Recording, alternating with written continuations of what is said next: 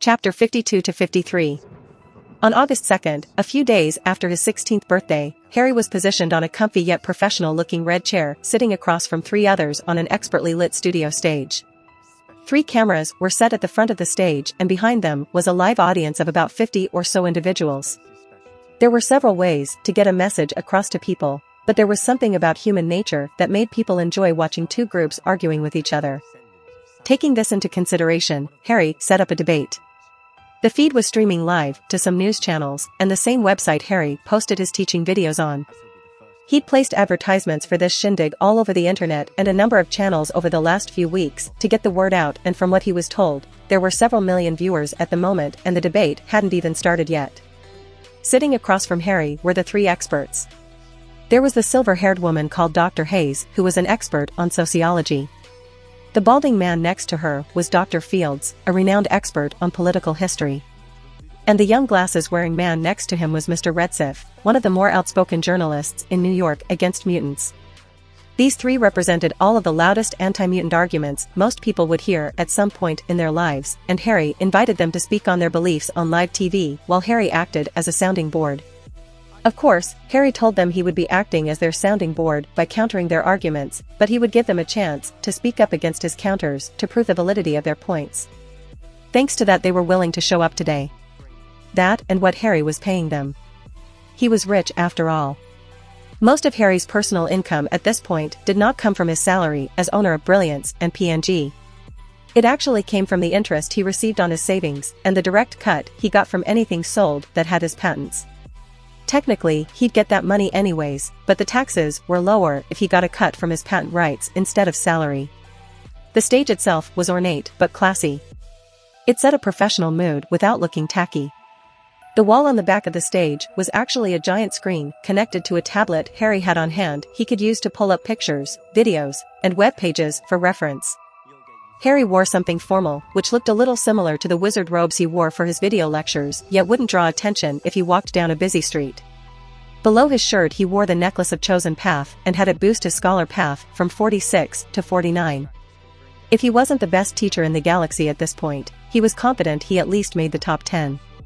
The feed started rolling and Harry introduced everyone and thanked them for coming to the camera before moving on to the main points. Unlike a standard debate with a moderator, Harry just gave every chair a button with a small light on the side of the chair. If someone pressed the button, the speaker would have to stop talking and allow the one who pressed it to give a one-sentence comment. The speaker would then either address the comment or ignore it. Harry started with, the visibility of humans with non-standard abilities, commonly called mutants, has caused a shift of the times, and today we are here to discuss and argue possible scenarios and futures that could be just around the corner. Dr. Hayes' chair lit up and Harry let her speak up. As an expert in sociology, I can confirm, mutants are clearly a danger to society. Harry tapped on his tablet and on the large screen behind the stage, the word danger appeared along with its definition. The possibility of suffering harm or injury. Harry looked over to it and said, "You're not wrong, but it is meaningless to point it out. Anything could be dangerous. Dogs are dangerous because they could get off their leash and bite someone. I can't think of any states that prevent you from walking dogs.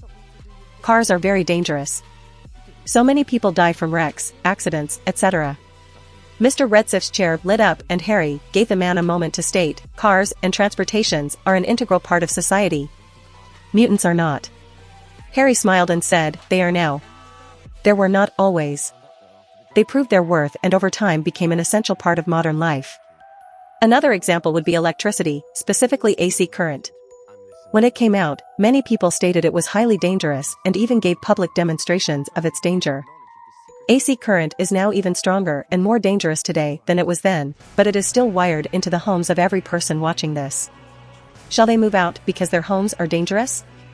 Dr. Field's chair lit up and he asked, "Are you a mutant?" It was clear he was trying to avoid the topic and even discredit Harry. Harry smiled again and asked, "If I said I was not, would you believe me?" The balding man pulled out a small disc and said, "I happen to have this mutant sensor which would be able to inform us of the truth. May I turn it on?" Harry answered, "One moment." He turned to the audience and said, "If this device works, an unidentified mutant in the audience may be outed. If there are any mutants in the audience who do not wish to be revealed, please calmly stand up and you can be escorted away from the cameras." The tickets for the audience were awarded to certain individuals who contributed to the video share website. One person who was sitting at the edge actually got up and covered his face before leaving. The cameras did not turn to him, but the reactions on the three experts showed they were surprised. Once he was gone, Harry said, "All right, go ahead." Fields enabled the disc and a small laser pointer popped up from its head and spun around. A small mechanical voice said, "One mutant detected." The laser pointer then spun around to a teenage girl in the audience who didn't look worried. The cameras turned around and showed the audience and the girl who gave a beautiful smile and waved at the camera. Harry said, "Ah, that's my girlfriend. Wanda." A few in the audience gasped and those on the stage looked startled. Harry continued, "Wanda has the amazing ability to generate and control certain chaotic forms of metaphysical energy. Wanda, would you mind a small demonstration?" Wanda smiled back and with a wave of her hands and a red glow, a corgi appeared in her lap and gave a happy bark. Harry immediately got up from the stage and said, "Corgi," and proceeded to unceremoniously jump off the stage down to the audience and walk over to his girlfriend who handed him the smiling corgi. Harry then took it back onto the stage and sat down with the corgi in his lap and said, "She knows how much I love corgis." While petting the fuzzy Twinkie, Harry continued, "According to your gizmo, I don't appear to be a mutant." Dr. Hayes asked, "How can you be so at ease in the presence of a dangerous mutant?" Harry chuckled and said, "I've been practicing martial arts since I was 12. As a joke, I registered myself as a lethal weapon and funnily enough, the registration went through. I can take care of myself well enough." Harry let that sink in for a moment before he said, "However, even if I couldn't, even if I was uncommonly weak and she was a stranger, I still wouldn't be afraid. Tell me. If you took an African safari tour and saw a lion, would you be terrified of it?" "Of course not. A lion has no reason to harm you unless you give it a reason. You are not a gazelle. Even if Wanda here was a complete stranger, if I've never done anything to her, why should I fear her doing anything to me?" Dr. Field's chair lit up and he said, "But there are mutants who do not care for laws, they dash." Harry interrupted, "How is that any different from a non-mutant who does not care for the laws?" "Because a mutant doesn't need a weapon to hurt someone. A mutant is a weapon." Harry calmly countered, "According to New York, I'm a weapon too. A lethal one." Mr. Redsif's chair lit up and he said, "But you required training to reach that level. A mutant does not." "I can assure you, Mr. Redsif, it is easier to acquire a firearm in this country than it is to gain metaphysical abilities, and under a certain range outside of combat situations, firearms do not require training to understand the concept of pulling a trigger. Every American citizen has the potential to harm others, and focusing on a class of humans dash." Dr. Hayes didn't allow Harry to continue before interrupting, "Mutants are not human." She gave a concerned look over to Wanda, who seemed completely disinterested in her. Harry visibly rolled his eyes and said, "Let's take a step back. Which came first, the chicken or the egg?" Millions of people watching the feed from their own homes honestly thought to themselves, "What?" Harry continued as if he had not just asked an absurd question, "The answer is actually the egg. Mutation occurs during the time before birth, meaning something that was not a chicken had a mutant baby that had traits different from both parents and matched the parameters of what we would call a chicken. That chicken laid eggs and those eggs were chickens too, of course, but the bird that laid the first chicken was not a chicken." Harry felt satisfied. He was able to put a centuries-old puzzle to rest on live TV. He continued, "In order for a species to be considered different, it must continue the line of that new species. In other words, for mutants to not be considered human, all children of mutants would have to be mutants." Harry stopped petting the fuzzy corgi for a moment and tapped on his tablet a few times before a face appeared on the massive screen behind them. Harry said, "This is info uncovered by certain investigators under the paycheck of a certain senator. I asked permission to use this information he paid to gather and he approved. Meet Graydon Creed, founder of the Friends of Humanity." A picture of Graydon appeared on the screen. Harry tapped the tablet a few more times and two more pictures appeared, a picture of Sabretooth and a picture of the blue-skinned Mystique. Both were obviously mutants. Harry said, "And here we have Victor Creed and Raven Darkholme. See the family resemblance?" Though Sabretooth had the appearance of a wild animal, his jaw was a perfect fit to Graydon's, and though Mystique was blue, her cheekbone structure also matched Graydon's. Harry added, "They left him at an orphanage, by the way. Apparently, the reason he didn't like mutants wasn't because he felt they were dangerous, he just hated that his parents abandoned him for not being a mutant." The silence of the audience and experts was deafening. This information had not been released to the public yet, so this was the first time it had been revealed. Harry continued as if he had not just dropped that bomb. Graydon does not have any discernible non-standard ability and cannot be considered a mutant. In other words, he is a human. If mutants can give birth to humans and humans can give birth to mutants, then there is no way around classifying both as the same species, Homo sapiens. Any comments, Dr. Hayes? She remained silent. She was not a biologist, but Harry's arguments didn't leave room for counters. Mr. Redsif tried another angle. If mutants are not another species, then why the sudden emergence now? I do not believe there was any great mutant population 100 years ago. Harry clapped his hands together and said, "Excellent question." The journalist was not expecting that. He was expecting some room to argue. Harry tapped on the tablet again and said, "The very earliest record of the appearance of a mutant, a Homo sapien born with non-standard capabilities that cannot be duplicated with training, was over 15,000 years ago. However, throughout history, the appearance of such mutants has been extremely sporadic." Several images and slides flashed over the background screen.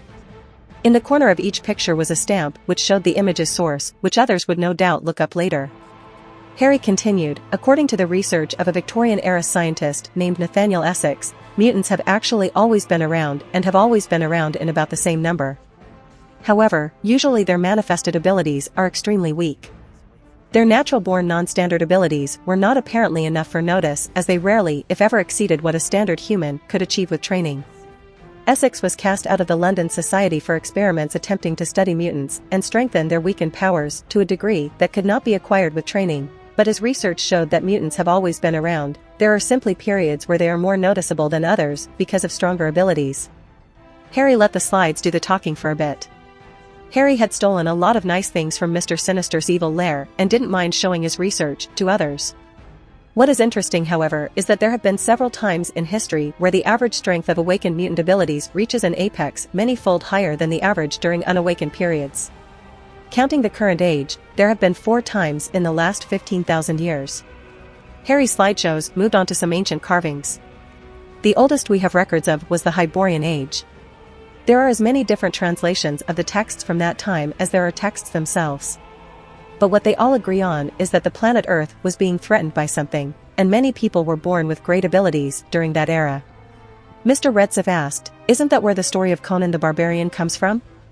Harry smiled but didn't answer. He tapped the tablet again and another set of images came up. Each was clearly Egyptian in origin. The next period was 5,000 years ago. Things are a bit more clear on these ones. "Tell me, Mr. Redsif, what do those look like?" Harry was pointing at one side of a stone carving. On one side was clearly a group of humans with carvings around them signifying something special about them. They were clearly in battle-ready stances. The other side of the carving, the side Harry pointed at, contained numerous carvings of smaller creatures. After a moment Redsif answered, "They look like bugs." Harry nodded. The closet translation we have for them was brood. Harry moved to another slide and said, "According to this mural, the brood came from the sky. This happened to be around the peak of the emergence of many very powerful mutants." He moved to the other slide, which showed that a larger insect controlling not only small insects, but other humans. Harry said, "According to these pictures, the brood could control humans and drew many to their side. I cannot prove to you that these 5,000-year-old carvings and murals are not the ramblings of crazy people with chisels, but according to them, the brood were planet conquerors." The next slide showed a very large humanoid fighting against a very large brood and many small humans with strange poses fighting against an endless horde of insects. If this is not a story, then due to the fact that we were not conquered, we obviously prevailed and defeated the invaders. However, think on this. Was it a coincidence that mutants with great powers were born during the time when the world needed them the most? Harry ignored his own question and moved to another slide that showed angels and demons fighting.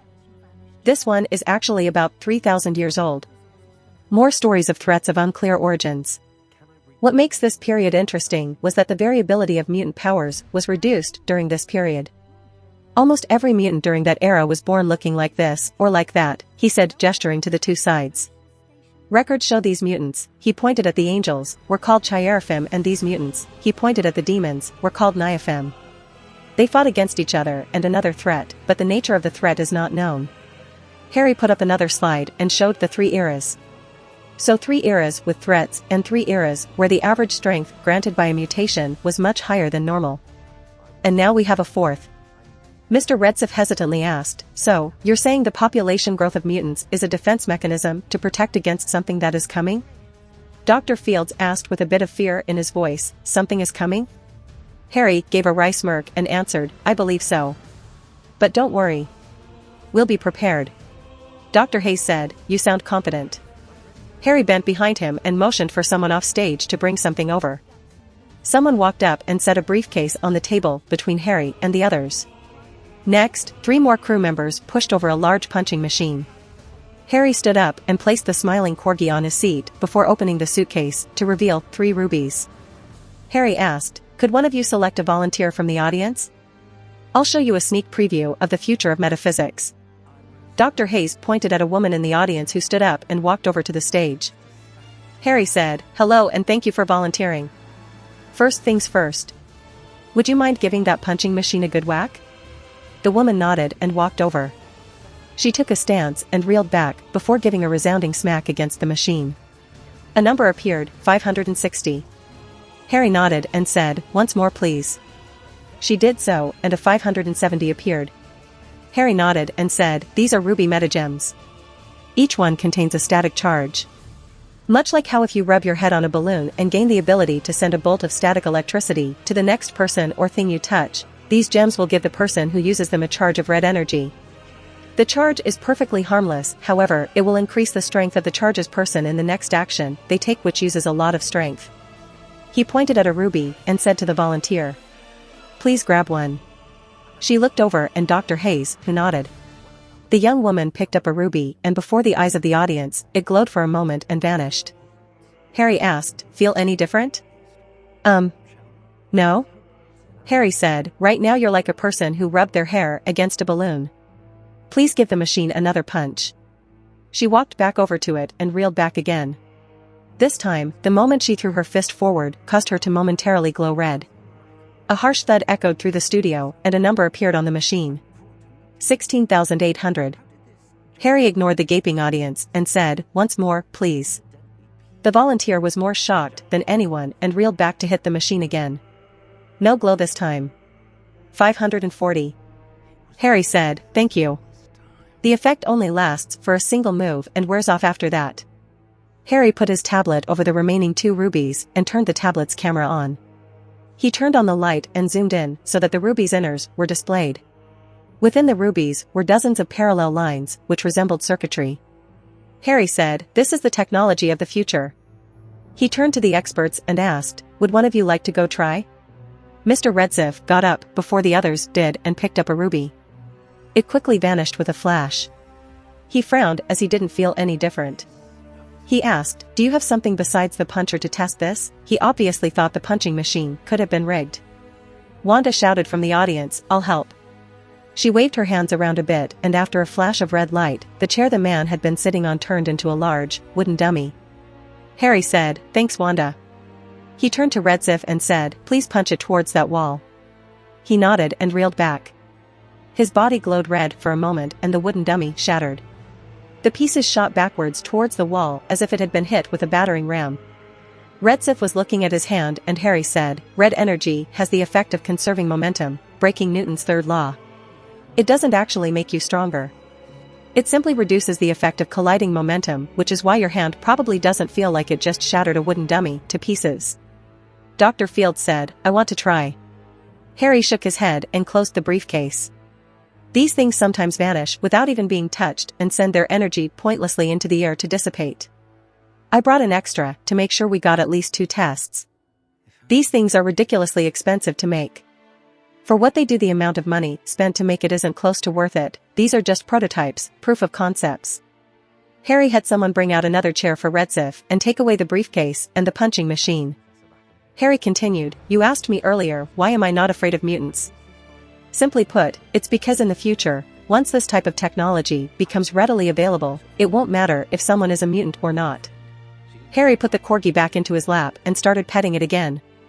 In the future, whether or not someone is a mutant and what their power is will have the same significance as whether or not someone owns a dog and what breed it is today.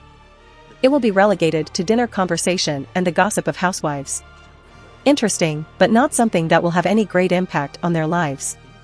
Harry spent the next hour going over various facts about mutants and their powers and answered many questions about the history slideshow he showed on the screen.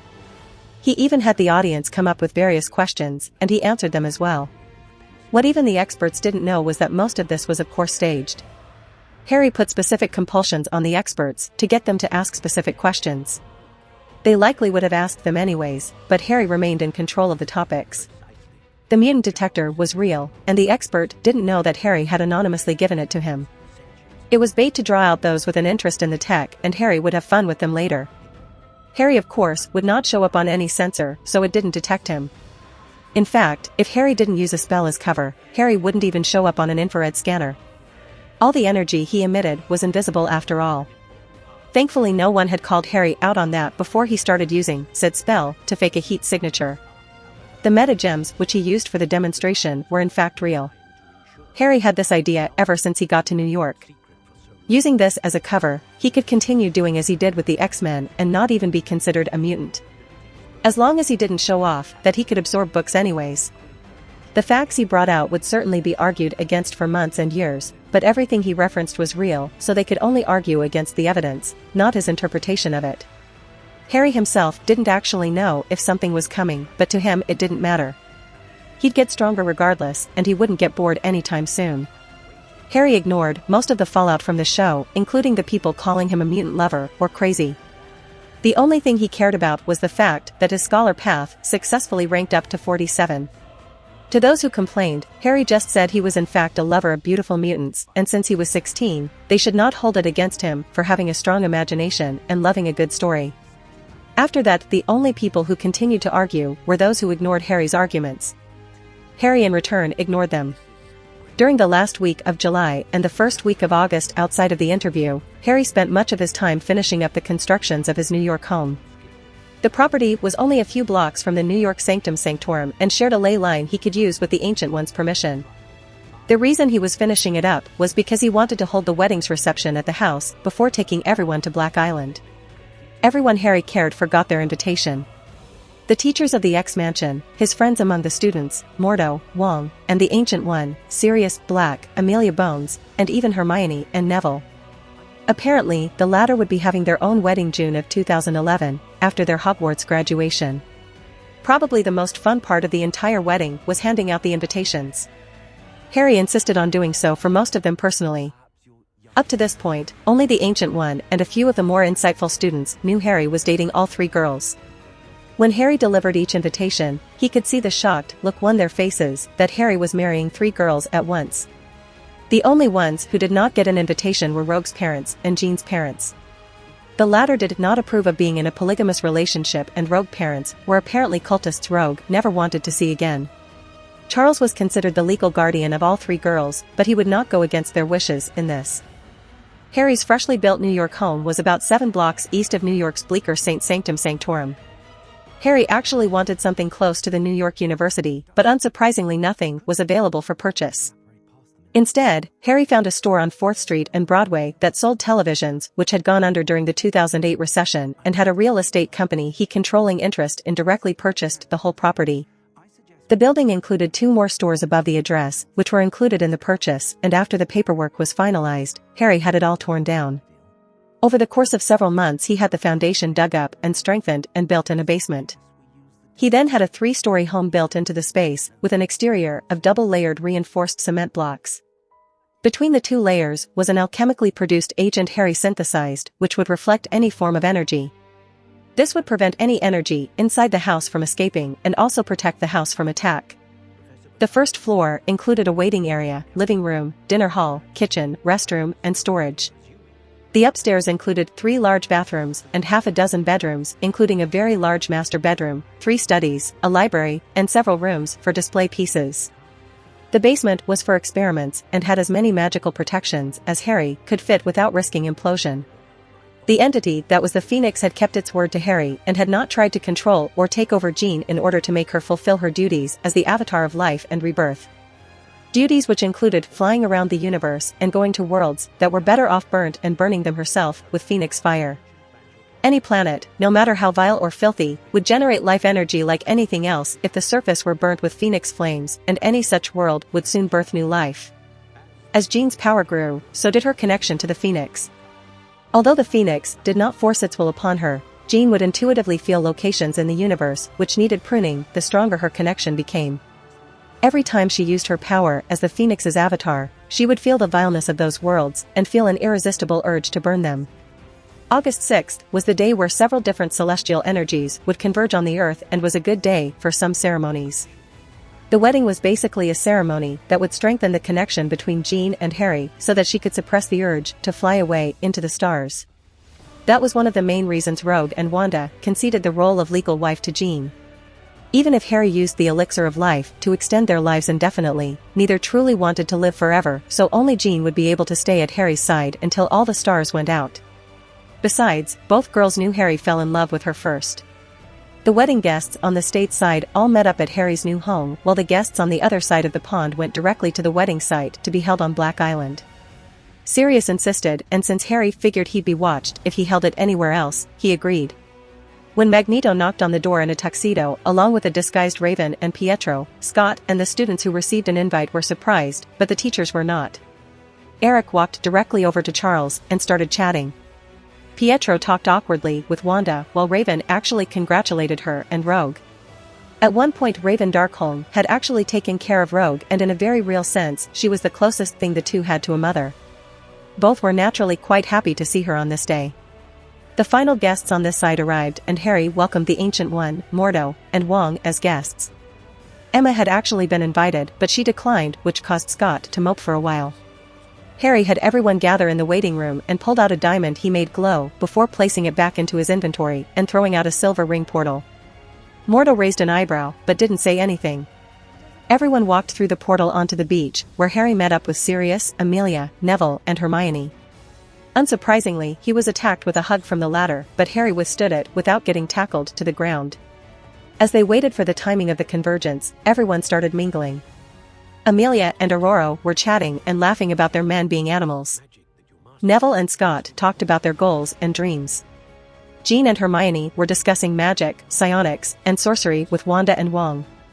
The Ancient One and Xavier were having an interesting discussion, and Mordo and Logan kinda just stood to the side ready for something horrible to happen. Harry would consider them pessimists if they weren't usually right. But holding the wedding on an island that cannot be found was the safest he could make it outside of holding it in another dimension. The time eventually approached and the ladies walked over to some tents to get into their wedding dresses. Harry already had on his own tuxedo, as it was not too uncomfortable to mingle in. Harry wasn't sure if he should have been surprised or not when his phone started ringing. Harry answered it and calmly said, "I'm certain you understand the consequences of interrupting today." "What is it?" The voice of the goblin on the other end easily said, "I've sent a link to you. You'll want to see this." Harry sighed and clicked on the link. Pages of data streamed down his phone screen, but Harry could read it all at an insane rate. Harry looked up and said, "Fuck." About an hour ago, a massive pyramid-shaped structure multiple times larger than the one in Giza rose from beneath the sands of Egypt from a previously undiscovered location. After rising out of the sand completely, it apparently shot up into the sky until it reached orbit and then released thousands of smaller, car-sized objects which rapidly spread around the planet. The planet was completely covered about 5 minutes ago. An energy field started generating between these nodes and was strengthening by the second. Suddenly, the bright blue sky dimmed and was slowly shifting to an eerie purple. Everyone looked up and the sorcerers among the group started casting scanning-type spells. The conversations died and the mood became tense. Jean sensed the changes and ran out with the others before they even got a chance to put on their wedding gowns. The Ancient One finished scanning first and said, "There appears to be a layer of energy forming around the planet. The energy is tinting the light of the sun." Harry tapped on his phone screen and said, "A big bloody pyramid popped out of Egypt, went into the sky, and released a net of nodes, which is generating the field of energy into an array." Jean frowned and said, "I don't like it. It feels wrong." Harry continued looking over the data streaming and said, "You're not the only one. 6 countries have just launched their missiles." Moments later, the first missiles impacted the field. Flashes of light could be seen even from the ground, and the purple light shifted for a moment. However, the sky remained unchanged. Harry confirmed from his intercepted readings that the missiles failed. Ping. New quest, stop the apocalypse. Destroy the mutant ascension system before it activates in 35 minutes. Harry rolled his eyes at the pop-up and said, screw it, the faster we blow that thing up, the sooner we can get back to the important things. 35 minutes was when they were going to have the wedding, so someone else wanted to use the convergence, it seemed. Harry pulled out another diamond and after making it vanish, he created a giant silver ring that opened into the pitch-black voice of space. Hovering in front of the space was a giant pyramid that appeared to be made of black stone with metal circuits built around it. Without bothering to question it, everyone lined up in front of the portal and fired. Scott released his optic beam at full blast. The sorcerers channeled various energies into projectiles. Jean, Wanda, and Rogue fired psionic and magic bolts. And Sirius, Amelia, and even Neville joined the fun and fired various spells. The massive pyramid shook and the purple glow it was emitting faltered and dimmed. Suddenly, the glow of the nearby nodes strengthened and according to Harry's energy senses, the ones nearby were reinforcing this one. However, the more energy it drew from the others, the more unstable it seemed to become. Harry shouted, "Keep going, it's getting weaker." Moments later the pyramid seemed to crack. However, before it could blow, the silver portal shattered and a massive glowing object appeared above the island. Sirius shouted, "It couldn't have gotten here, this island has centuries worth of layered protections." Harry considered it and said, "It teleported in through my portal." "You locked the door, but it seems I opened the window."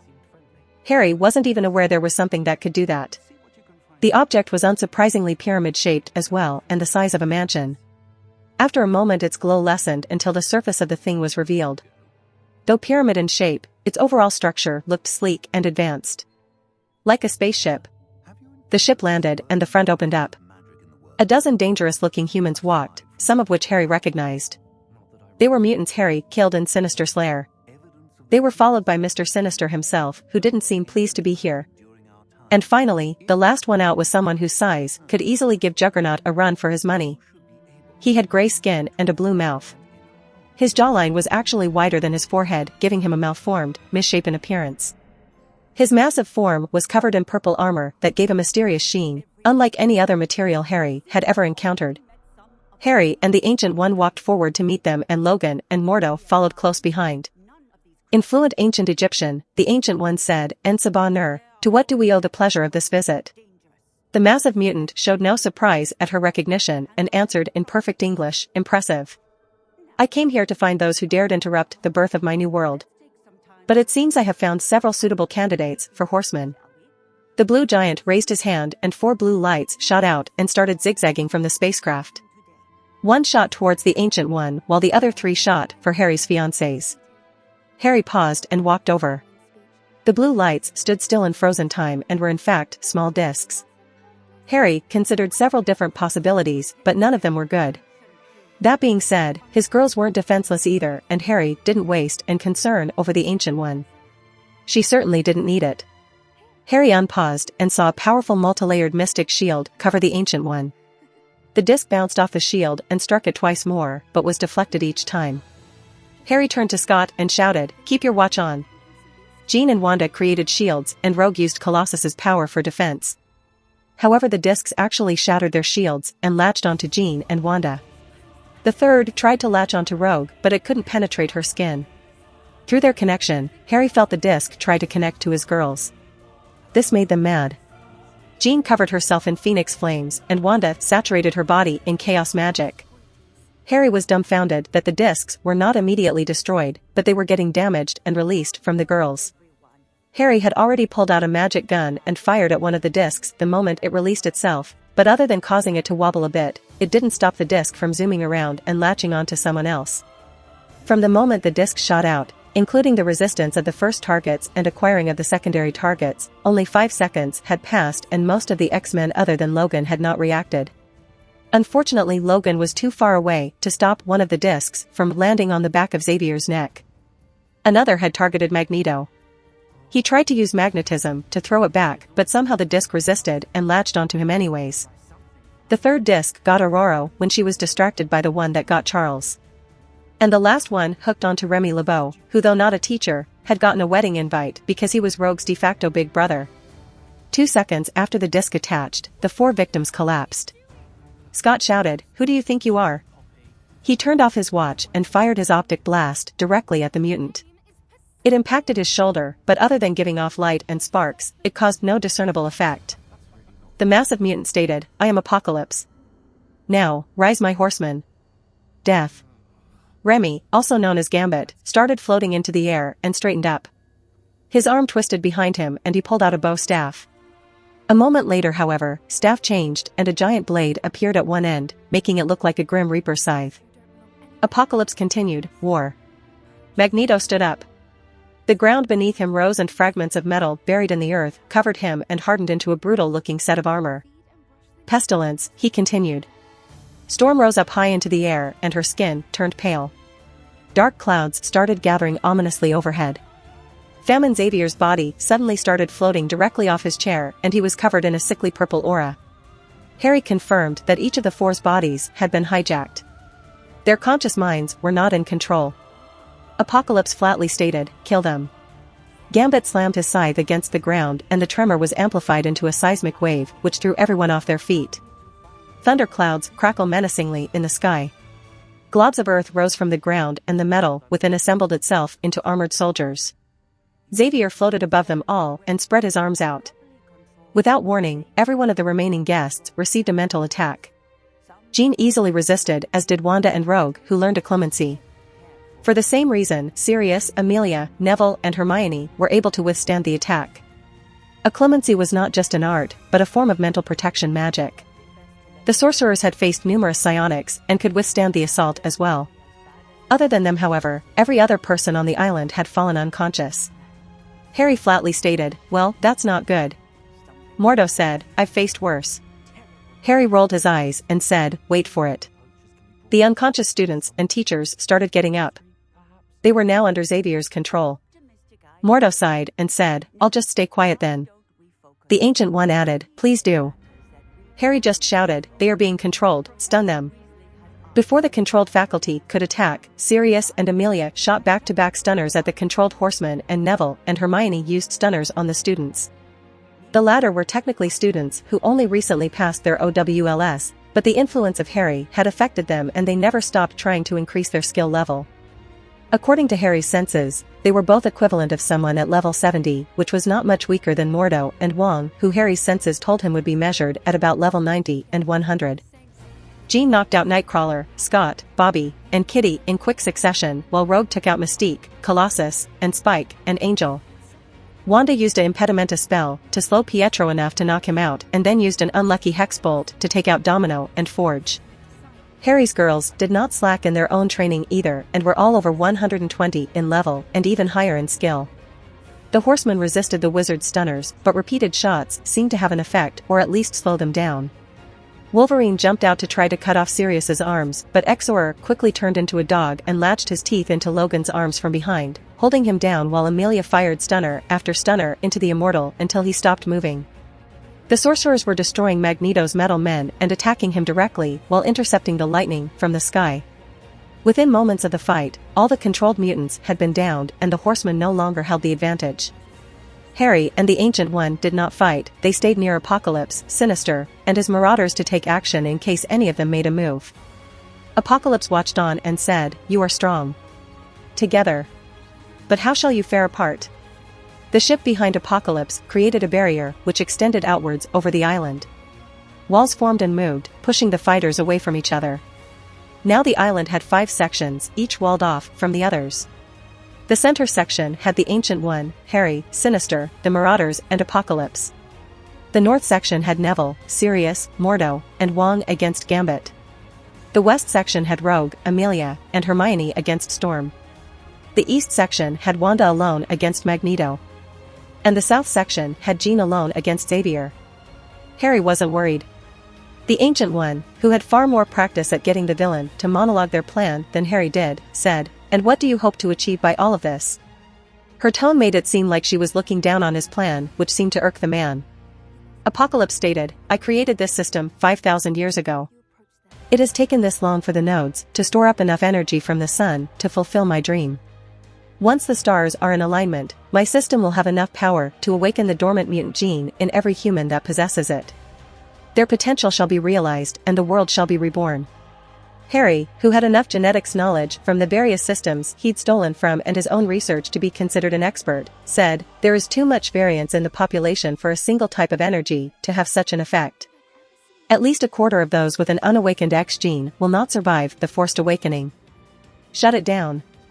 Apocalypse sneered at this. He said, the weak shall die. It has always been this way. Harry narrowed his eyes at that. What he couldn't say aloud was that witches and wizards, even without the X gene, would likely be affected by such a wave because of how their bodies react to energy. In all likelihood, every witch and wizard on Earth would die. Harry stepped forward and said, then I shall stop you. Apocalypse smiled at this. Stop me?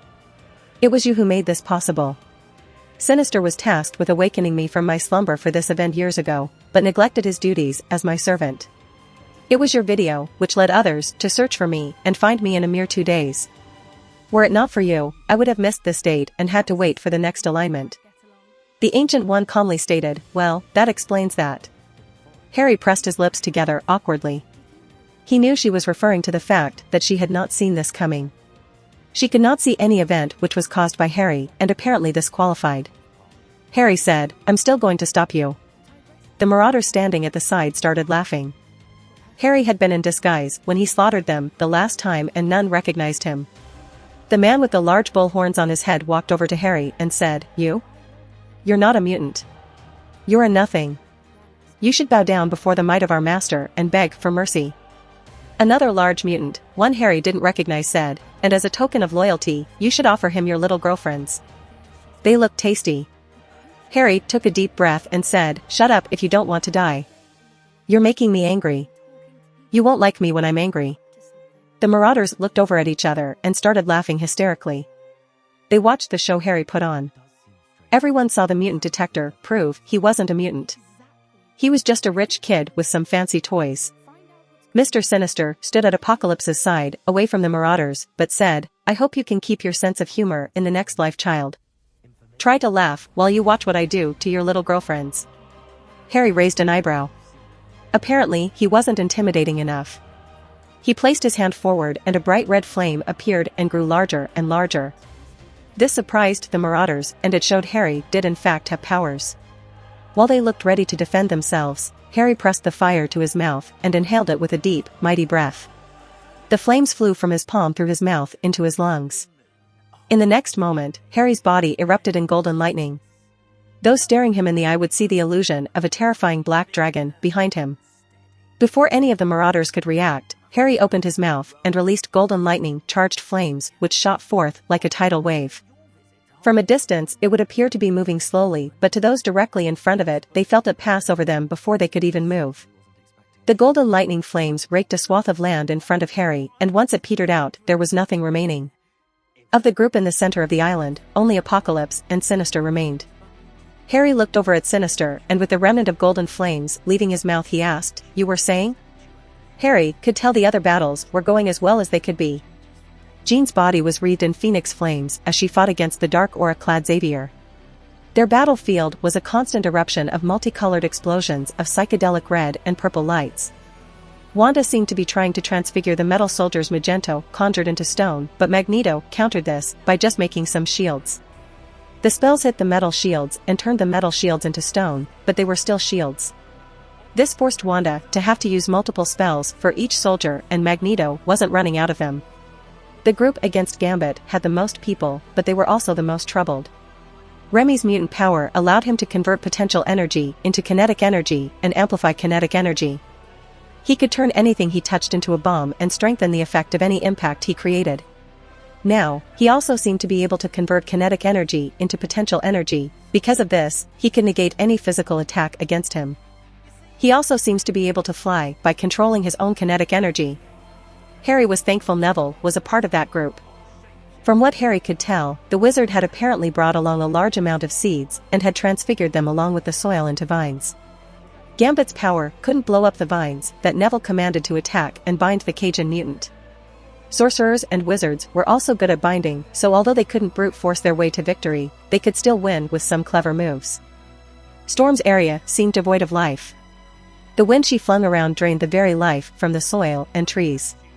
Hermione had cast a Bubblehead Maxima charm over herself and Amelia, which protected them from the desolate winds. She also cast lightning rod spells at the ground, which attracted all the lightning bolts Storm tried to shoot Rogue with. Rogue herself had put on Angel's wings and was using Bobby's ice powers to freeze Storm in the air, while occasionally using Scott's optics to interrupt her, while Amelia petted her with stunners and hexes. Storm's power may have been amplified, but she was still made of flesh. Harry was just glad Scott himself was not controlled. Harry easily figured out that those discs looked for the targets with the most energy. Scott should have been a target above Gambit, but the watch Harry gave him shut off his connection to his power, making him read as weak. The disc amplified the power, and if Scott's power was amplified, he'd probably be able to vaporize everyone in moments. The young man had no idea how powerful he really was because of how much he held himself back. Harry opened his inventory, and Sinister and Apocalypse saw heavily enchanted adamantine armor appear over Harry's body alongside a vibranium and adamantium sword with an edge magically sharpened to a single atom. The Ancient One conjured an eldritch longsword and calmly stated, "I'm sure we all have better things to do, so why don't we skip the warm-up?" Harry had to stop himself from smiling. There would be no holding back this time, no, with the fate of the world on the line. Plus he was just a little excited to fight alongside his teacher. Apocalypse stepped forward and said, "You are strong. There is a place for you in my new world." Harry said, "You say that as if we would allow you to take it. So be it. You have chosen death." If you want to support me, check out my Patreon at https://www.patreon.com/Kayashin. I tend to polls that decide important plot stuff in my P at Trian. Many thanks to my awesome patrons. Wilnet Duverne, Yami Tancho, Ben Phillips.